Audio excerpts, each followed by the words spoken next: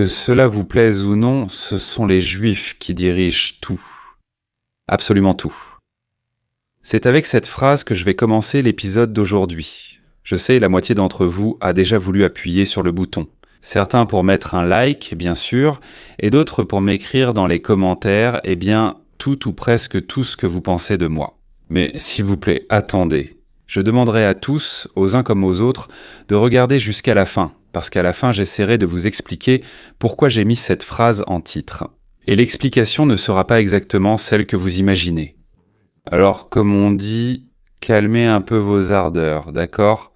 Voilà. Ce n'est pas du tout ce à quoi vous pensiez. Mais pour l'instant, retenez une règle avec laquelle nous allons travailler aujourd'hui. Faites toujours attention à la main qui, en apparence, ne fait rien. C'est justement celle-là qui est la principale. Et nous, en général, nous regardons toujours ailleurs. Ces dernières semaines, sur tous les écrans et dans les journaux, comme disaient mes petits-enfants, Trump a encore tout raté. Encore une fois, il a échoué. L'accord avec Israël, avec l'Iran. Une catastrophe. Les missiles iraniens sont capables d'atteindre l'Europe de l'Ouest. On n'en parle même pas dans les négociations, comme si cela ne nous concernait pas.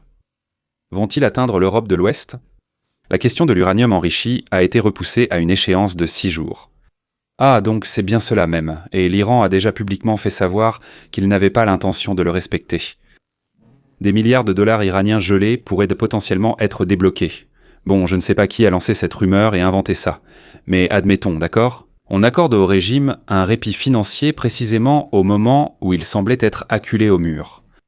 Et l'Iran lui-même proclame une victoire historique. Et vous savez quoi ? Oui, les critiques ont raison, ils n'ont rien inventé. L'Iran a complètement écrasé les États-Unis, l'a mise à genoux, a forcé Trump à ramper de Washington à Téhéran à genoux, tout en se couvrant la tête de cendres et de pain azim émietté. Mais il y a un mais. Il manque complètement la vue d'ensemble, parce que cette partie se joue à nouveau avec plusieurs coups d'avance. Quant à nos commentateurs, ils sont encore en train d'apprendre. Ou ils apprennent encore le déplacement des pièces. Ils regardent la main qui déplace les pièces. Elle déplace les pièces bruyamment. Et en plus, elle crie pour attirer le plus d'attention possible. Ici, regardez ici.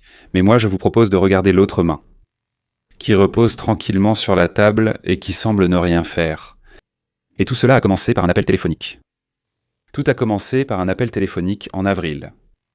Le sens de cet appel, je ne l'ai pas compris à l'époque. Je soupçonne que personne ne l'a compris, pour être honnête, moi y compris. L'appel était formidable. Il était vraiment formidable et marquant. Mais comme le dit mon philosophe préféré, Andrew Galambas, plus un événement est grand et important, moins de gens le comprennent. Je reviendrai forcément sur cet appel. Et je vous promets donc, pour que vous compreniez ce qu'il y avait dedans. Mais d'abord, il faut que nous nous mettions d'accord sur une chose simple. Mesdames et messieurs, donc une chose simple qui est difficile à comprendre. Essayons aujourd'hui de partir du principe que Trump n'est pas un idiot. Je comprends que pour beaucoup, c'est déjà un effort intellectuel insurmontable, mais essayons quand même. J'ai enfin compris pourquoi les critiques de gauche interprètent littéralement chaque idée, chaque mot, chaque décision de Trump comme étant forcément stupide et vouée à l'échec. Et là, je ne parle pas de la lutte politique. Tout ça, c'est clair, non ? Évidemment, ils veulent le battre. Ça, comme on dit, ça va de soi. Je parle d'autre chose. À chaque fois, ils ne comprennent sincèrement pas ce qu'il fait. Et c'est ça qui frappe. Parce que quand quelqu'un ne comprend pas quelque chose, il a 2 options. Option numéro 1. Peut-être que c'est moi qui ne vois pas quelque chose, qui ne comprend pas, qui n'ai pas compris. Et la deuxième option, c'est « si je ne comprends pas, alors c'est lui l'idiot ». Voilà. Pour une raison inconnue, ils choisissent toujours la seconde option. Pourtant, chez les gauchistes, certains ne sont pas stupides, mais ils font toujours ce choix. La question est, Trump est-il idiot ? Un homme dont le père lui a donné 3 millions en biens immobiliers et il en a fait, je ne sais pas, soit 3, soit 6, parfois 6, voire même 10 milliards. Bon, même si c'est seulement 3, d'accord ?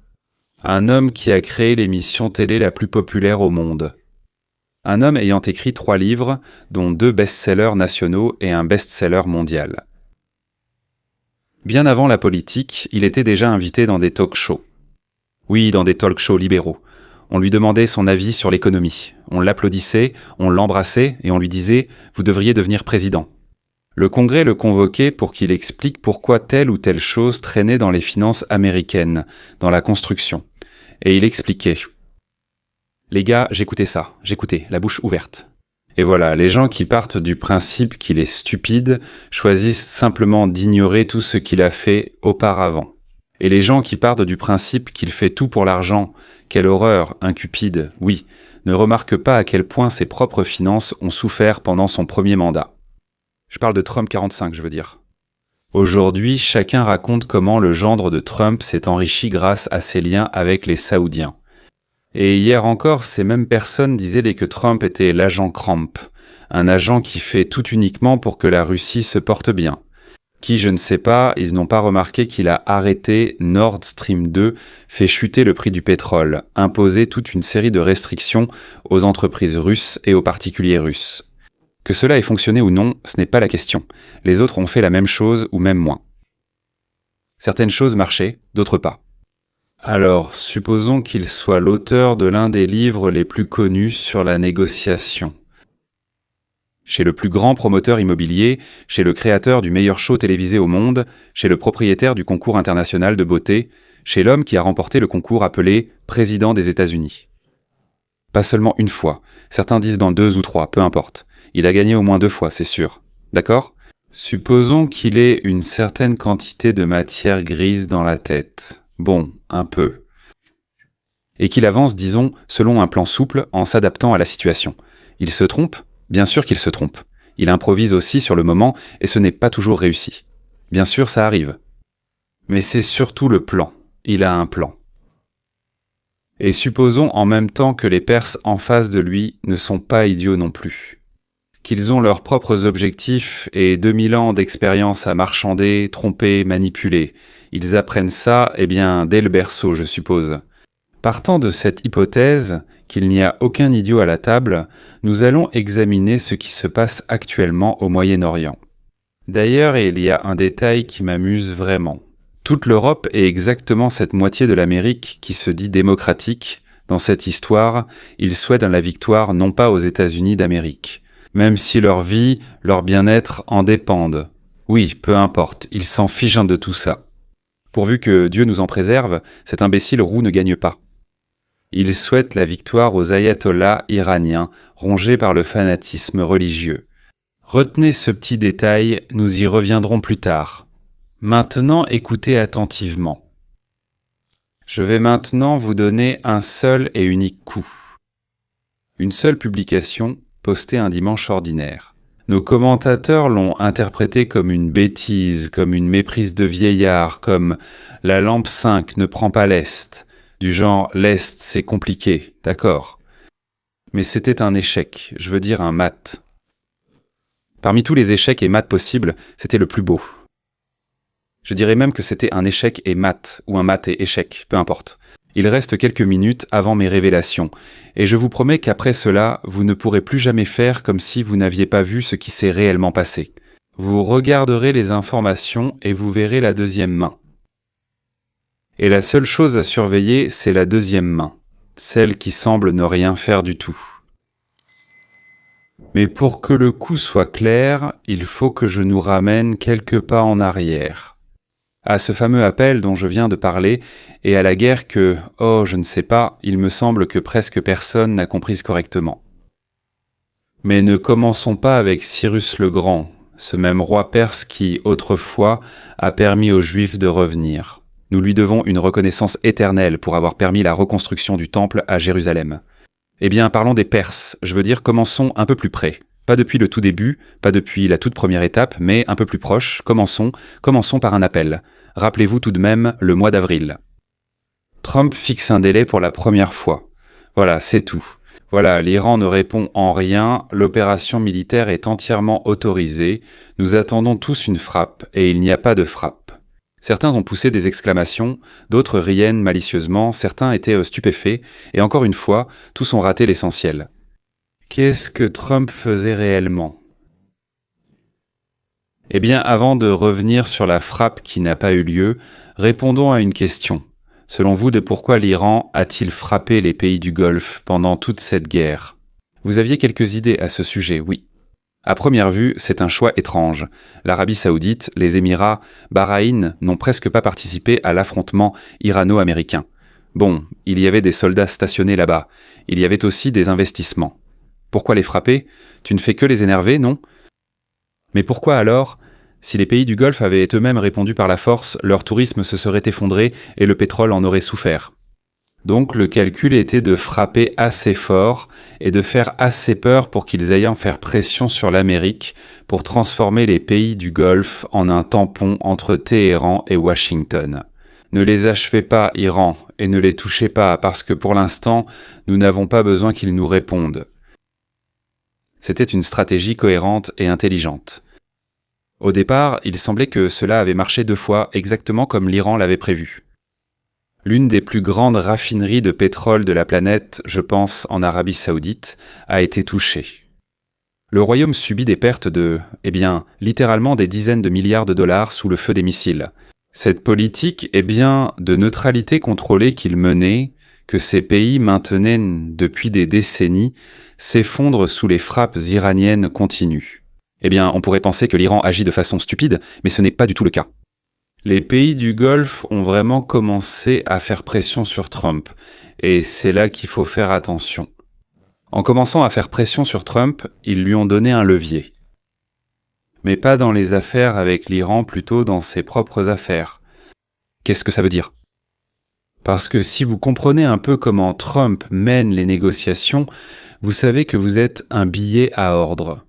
Maintenant tu me dois quelque chose, pour lui c'est sacré, et il a reçu ce billet à ordre directement des pays du Golfe.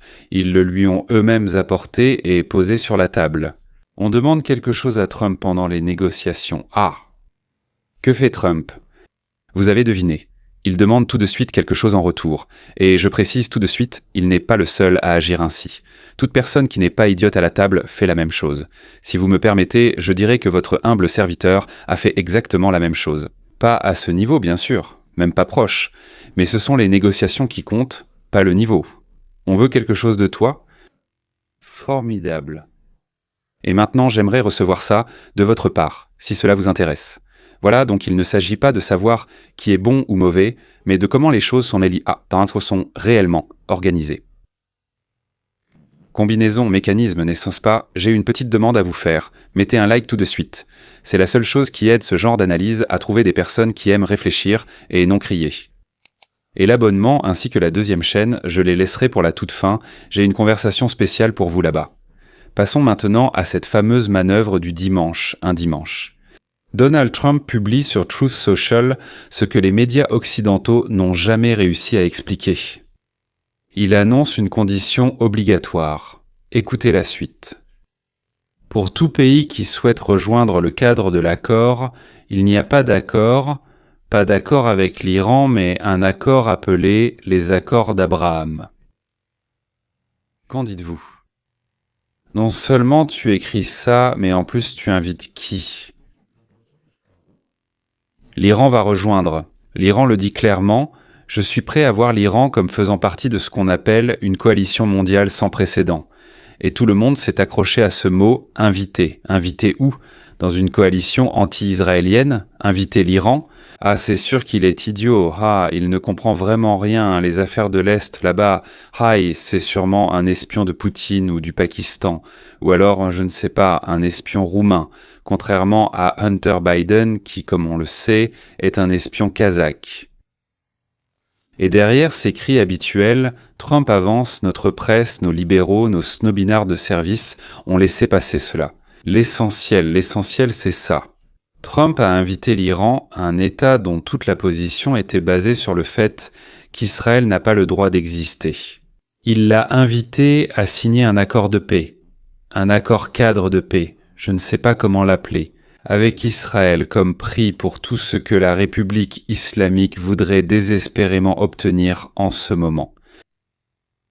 Et en même temps, il s'adresse au peuple iranien en contournant le régime. renversez la République, libérez-vous, et à la fin, grâce à un accord avec Israël, nous vous accueillerons immédiatement dans la famille des peuples normaux. Eh bien, non seulement vous êtes idiots, mais aussi imbéciles. Quel peuple? Pourquoi l'Iran rejoindrait-il soudain la coalition anti-israélienne? Absurde, absurde, absurde, et encore une fois, absurde. L'Iran, avec le régime actuel, ne signera évidemment pas cela, et Donald Trump le sait très bien, mais demander le maximum absolu au début des négociations, c'est justement la façon de faire en sorte qu'au final, ce à quoi on aboutit ressemble à un compromis raisonnable, et non à l'énorme changement, au bouleversement que c'est en réalité. Parce que voici maintenant le moment même pour lequel je vous ai demandé quelques minutes.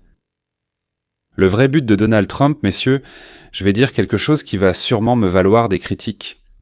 Le véritable objectif de Donald Trump n'est pas du tout l'Iran. Revenons à septembre 2020. La Maison-Blanche, les Émirats arabes unis et Bahreïn signent un accord de normalisation complète avec Israël, suivi par le Maroc et le Soudan. Et même le nom des accords d'Abraham fait référence à l'ancêtre commun des trois religions. Pour que vous puissiez mesurer l'ampleur de la situation. Pendant des décennies, la position arabe était inébranlable. Aucun pays arabe ne reconnaîtrait Israël tant qu'un État palestinien n'existerait pas. Et l'Égypte a brisé ce principe en 1979, ce fut un événement, puis la Jordanie en 1994. Ensuite, il y a eu 26 ans de silence, et soudain les accords d'Abraham bouleversent toute la logique de cette position d'un seul coup, et ce n'est pas du tout par amour pour Israël. C'est un pur calcul, et c'est très bien, l'amour passe comme nous le savons, oui, mais le calcul reste. Vous vous êtes mariés par intérêt? Oui, d'ailleurs c'était un calcul très judicieux.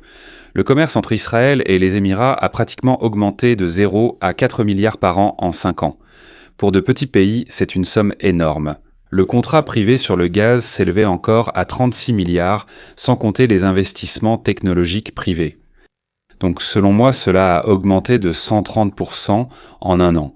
Une augmentation de 130%. Des co-entreprises dans l'intelligence artificielle, la cybersécurité, l'agriculture et la défense. Et la défense? On peut halluciner, la défense. Mais contre qui doit-on se défendre, hein? Les Juifs semblent se battre avec les Arabes. Contre qui doit-on se défendre? Ils ne rendaient pas service à Israël, ils avaient besoin d'un accès à ce qu'Israël avait créé.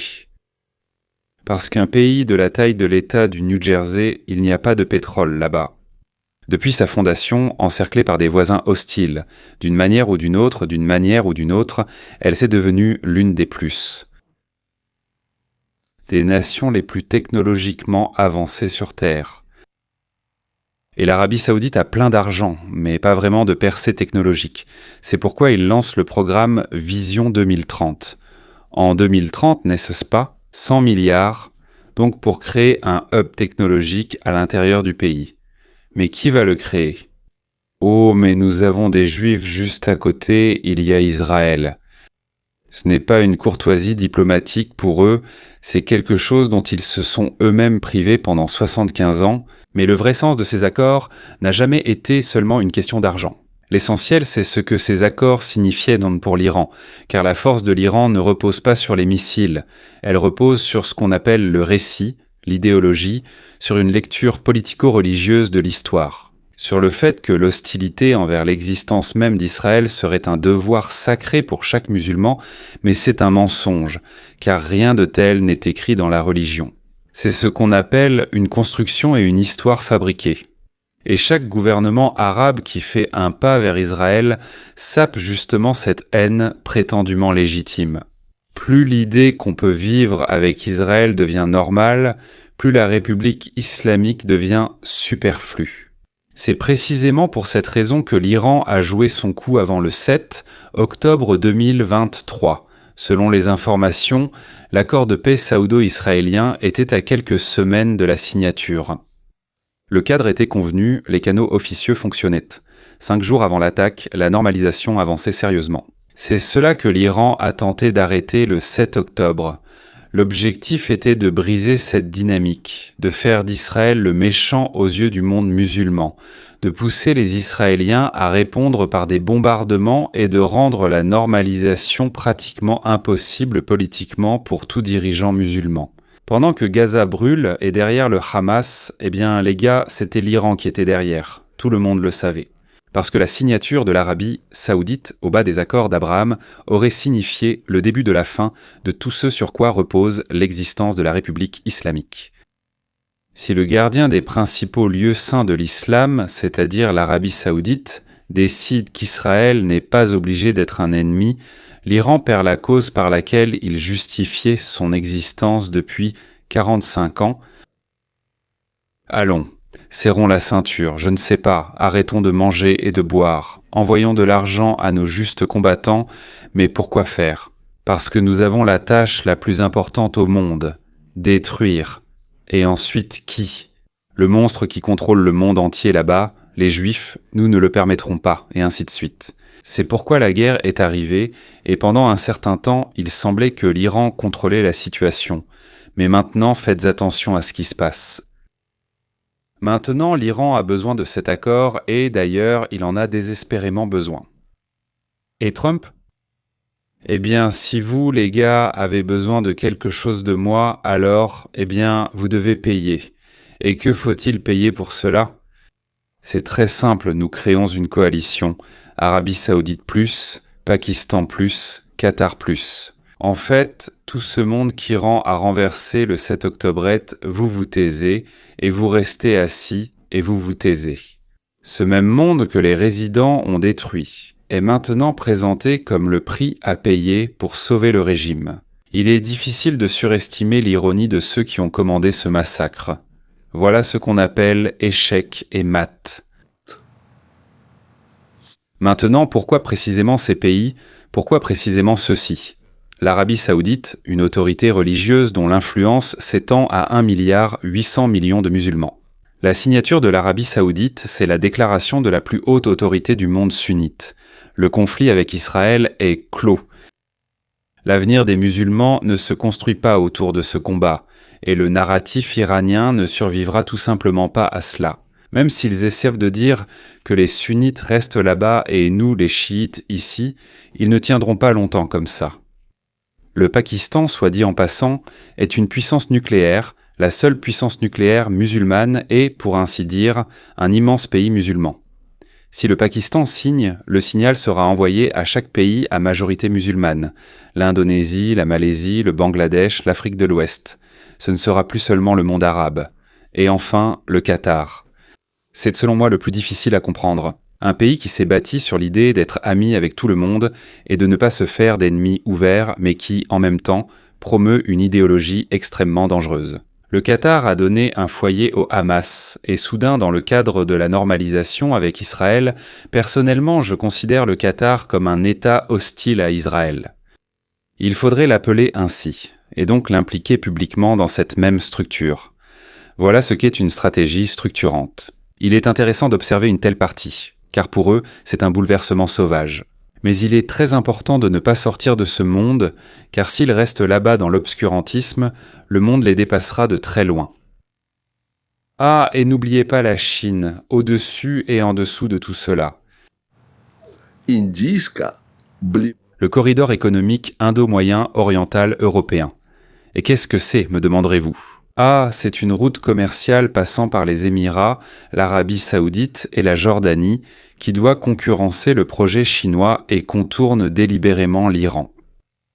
Le détroit d'Ormuz, le nœud coulant à la gorge de l'approvisionnement mondial en pétrole, qui est contrôlé par l'Iran. Une telle configuration résout potentiellement ce problème aussi. Voici le génie de cette manœuvre. C'est l'essentiel.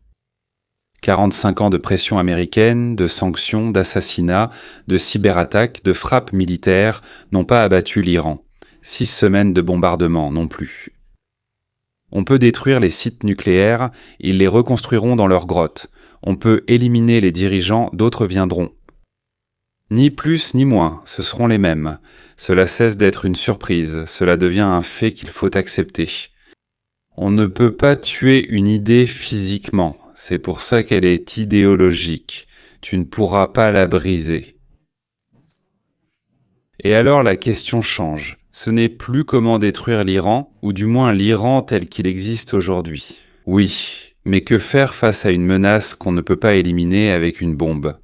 Et il semble bien que le premier président des États-Unis d'Amérique à s'être posé cette question ait été Donald J. Trump.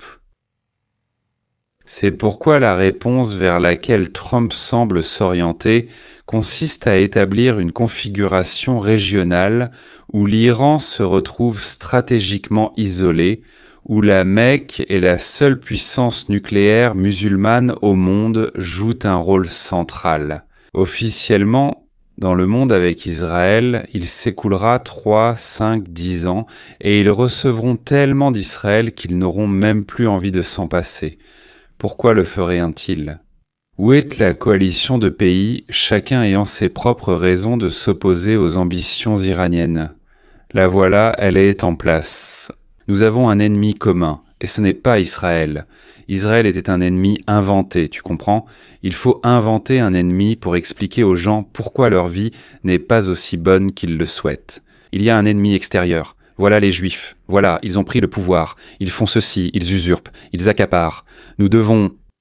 Et si le monde musulman résiste, enfin disons, le monde sunnite résiste à l'Iran qui est le principal ennemi, cela fait immédiatement d'Israël un allié nécessaire. Et ce qui est incroyablement important ici, c'est de ne pas établir des liens seulement pour la durée de la présidence de Trump. Et ensuite, comme si on l'acheta le volant, et hop, Dieu sait dans quelle direction cela va nous emmener. Mais il faut consolider cela de façon à ce que, peu importe qui occupe le bureau ovale, cela ne s'effondre pas, c'est-à-dire qu'il ne se passe pas ce qui s'est produit après Ronald Reagan. Je ne parle pas seulement des affaires internationales, bien que cela compte aussi, d'ailleurs, mais je parle surtout de l'intérieur du pays. Une coalition fondée sur un intérêt commun, et non sur la pression américaine, doit tenir par son propre poids. Le Moyen-Orient ne doit pas dépendre de la personne qui se trouve aujourd'hui à la Maison-Blanche. C'est exactement cela. Une vision à long terme. Je tiens vraiment à ce que vous compreniez ce qui se passe en ce moment. C'est cette main qui, apparemment, ne fait rien, elle repose tranquillement sur la table. Soyons honnêtes, il est très probable que nous soyons encore loin de la signature qui, pour ainsi dire, nous mènera très loin. L'Iran revient déjà sur les engagements de la semaine dernière. Le Qatar, pendant des années, a construit son identité précisément sur ce que cela signifie, rester à l'écart mais discrètement là-bas. Financer des activités anti-israéliennes, anti-juives, l'Arabie saoudite fait actuellement face à une résistance interne colossale, financée par l'Iran. Bien sûr, tout cela peut très bien s'effondrer, mais la question s'est déplacée. L'Iran a cette idée et en réponse, une coalition de pays se forme, chacun ayant ses propres raisons de garder cette idée sous contrôle. C'est ça, oui. C'est une autre réponse au problème.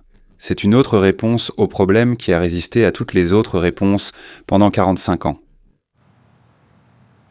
Et maintenant, comme je l'ai promis, soyons un peu sarcastiques ou moqueurs, un peu ironiques. Avez-vous vu chez au moins un des braillards qui crie « Trump est un idiot » une analyse normale de la situation en tenant compte d'une dizaine de facteurs ? La réponse est simple, non. Pour eux, seuls 2 facteurs comptent, le nombre de pièces d'argent et être accepté dans la haute société, composée du même genre de gens. Pourquoi sont-ils tant attirés par cette société ? C'est simple, un idiot reconnaît un autre de loin. Et vous savez ce qui me réconforte ? C'est que les dirigeants des pays sunnites, dirigés par les gardiens des lieux saints musulmans, comprennent parfaitement qui est leur ennemi et qui peut leur être utile. Il ne s'agit pas d'un ami, il s'agit de savoir qui peut leur être utile. Il n'y a aucune autre considération ni idéologique ni religieuse dans leurs calculs. Après tout, ils ne sont pas aussi idiots que les dirigeants démocratiques et socialistes légalement élus de l'Union européenne. Vous voulez voir des idiots ? Allez en Europe. Entrez dans n'importe quel parlement, même pas le principal, juste pas Bruxelles, n'importe lequel. Et vous en trouverez dans presque chaque parlement. Une énorme quantité d'idiots. Et quelqu'un va me dire, et chez nous en Amérique ? Eh bien, dites-moi, c'est mieux chez vous en Amérique, n'est-ce pas ? Eh bien, tout d'abord, ils ont un parlement et nous avons un congrès. Et chez nous, il n'y a pas 100% d'idiots comme chez eux, mais seulement 75% d'idiots. On dit qu'il y en a moins au Sénat, mais honnêtement, je n'y crois pas. Et vous savez pourquoi beaucoup de lois ne passent pas chez nous? Ce n'est pas parce que nos représentants ne veulent pas, c'est simplement parce qu'ils ne sont pas capables de les comprendre. Ils ne sont pas capables de les comprendre. Sur cette note optimiste, avec la preuve que chez nous, c'est quand même bien mieux qu'en Europe, où ça va mal, nous allons presque conclure. Eh bien, vous allez sûrement demander, Lille, quel est le rapport avec le titre? Pourquoi les Juifs dirigeaient au tout? Enfin, vous me posez la question. Je l'attendais. Quel lien avec tout ce que vous dites ici depuis une demi-heure? Eh bien, le voici. Les Juifs ont un rapport avec absolument tout. Avec tout. Avec tout. Pas sûr. Demandez à l'ONU, l'Organisation des Nations Unies. Demandez combien de résolutions ils ont adoptées au cours des 20 dernières années.